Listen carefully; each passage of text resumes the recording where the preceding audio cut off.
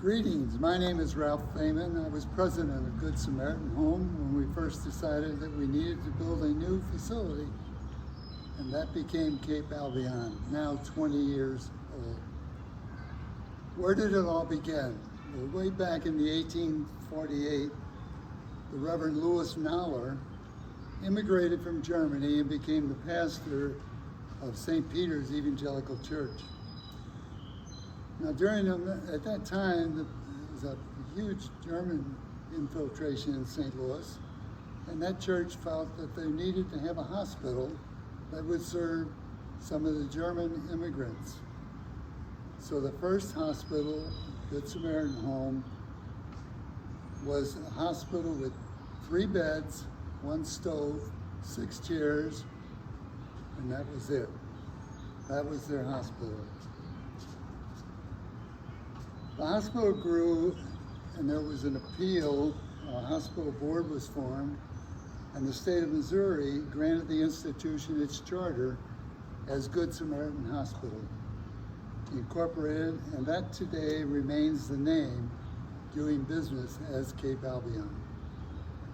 A new building was built in 1861 on Jefferson with a capacity of 200 patients, and during the Civil War, the government rented that hospital for $250 a month. In 1905, there were a number of hospitals in St. Louis, including Deaconess, and the Board of Trustees felt the time had come to turn its attention to the care of aging people. So at that time, Good Samaritan Hospital became a Good Samaritan Home for the aged. In 1928, Good Samaritan moved to a building at Washington and Taylor in St. Louis. And then it outgrew that building. A board began to look for a new site, and in 1954 purchased ground at 5200 South Broadway. A capital campaign of $500,000 was started because the new facility was going to cost $1.3 million. The building was constructed in 1957, and its first residents moved in 1958. Well, they still had a long waiting list for residents, so they built an annex in 1965. And in 1975, they felt there was a need for additional space, and they built what was called the South Annex, and that opened up in 1975. In 1994, the Good Samaritan Home did a study of the home. I was president of the board at that time, and a change was taking place for those seniors looking for a place to retire. At one time, there was over 160 residents, but that began to change in the 1980s. In a study of the building, that was what was needed to modernize it to meet the challenge of caring for seniors. What seniors were looking for at that time was over $7 million. The board decided to form a steering committee, and that committee was chaired by William Jawdis, whose wife now lives at Cape Albion. With the help of architectural planners, site evaluators, experts in the field, to make sure the future of what senior living should be was met, we found a site and we purchased it. It was not an easy task to find a site in the location where we wanted.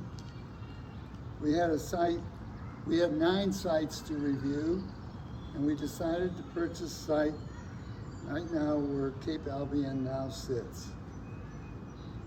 This site was purchased from another organization who was going to build senior living, but decided they wanted to move farther west. So they sold it to us. The road was in. They'd already actually built a cottage, which we didn't feel met our needs, so we took it down. The architectural firm of Pfaff Incorporated was hired, and St. Andrews, who we had hired to manage Good Samaritan Home, was a consultant to the architect to be certain we built something that seniors would love and live in. In the fall of 2000, the first residents moved in. Cape Albion was dedicated on July 9th, attended by clergy, friends, residents, and over 400 people at that time. You know, Good Samaritan Home had a beautiful site on the bluffs overlooking the river. And now we have Cape Albion that sits between two lakes, both sites chosen well for their beauty, as well as a place where seniors would like to live. I asked Reverend Gene Worley, Good Samaritan board member, if he would write up something about how the name Cape Albion reflected the history of the first evangelical church and its successor, the United Church of Christ. The name was recommended by Dave Dietering, who managed the Good Samaritan Foundation. It was coined from Jesus' prayer the night before the crucifixion that his followers might all be one. That was the motto of the Evangelical Synod when it was founded on the Midwest frontier in the 1840s. And now, 20 years later, Cape Albion continues to carry out the vision of those early pioneers who started out with a hospital of 3 beds because it was needed for the care of early settlers. And now the need has changed, but the mission continues. A place where seniors can live and are respected, productive, secure, and fulfilled. And that's the story of Cape Albion.